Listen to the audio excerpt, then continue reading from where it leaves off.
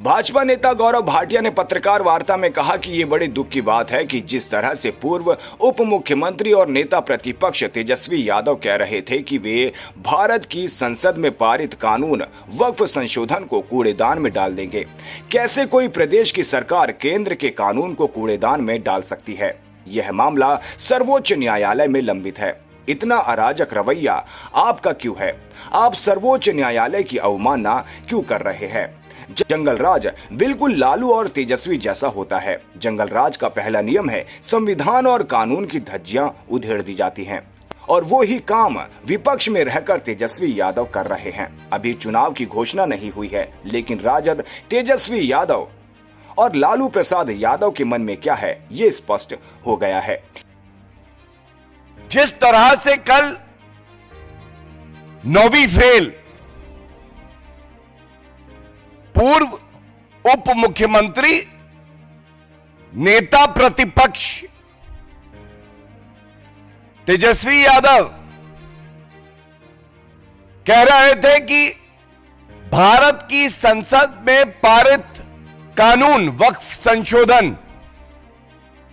को कूड़ेदान में डाल देंगे। मैं ये पूछना चाहता हूं, ये बड़े सवाल हैं। नमाजवादी तुष्टीकरण करने के मसीहा मौलाना तेजस्वी यादव जी, ये बताइए हमें, आप संविधान कभी पढ़े हैं? कभी उसकी मूल भावना को चरितार्थ किया है? जो कानून संसद में पारित हुआ, माननीय राष्ट्रपति जी ने उसे स्वीकृति दी, वो कैसे कोई प्रदेश में, वैसे तो आप अगले 50 साल बिहार में सत्ता में आने वाले नहीं हैं, लेकिन क्या कोई प्रदेश की सरकार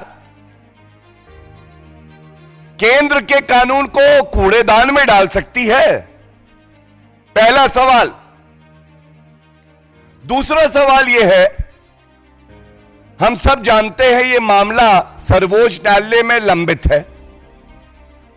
माननीय सर्वोच्च न्यायालय ने अंतरिम आदेश के लिए इस मामले को ऑर्डर के लिए रिजर्व किया हुआ है।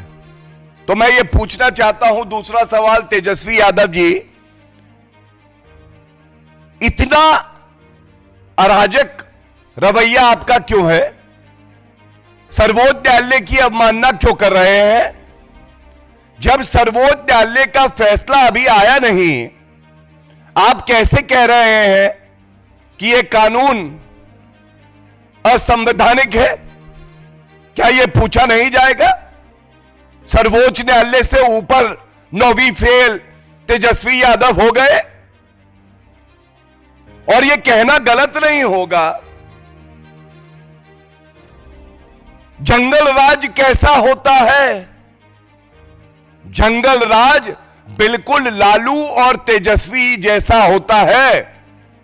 जंगल राज का पहला नियम है संविधान और कानून की धज्जियां उधेड़ दी जाती हैं।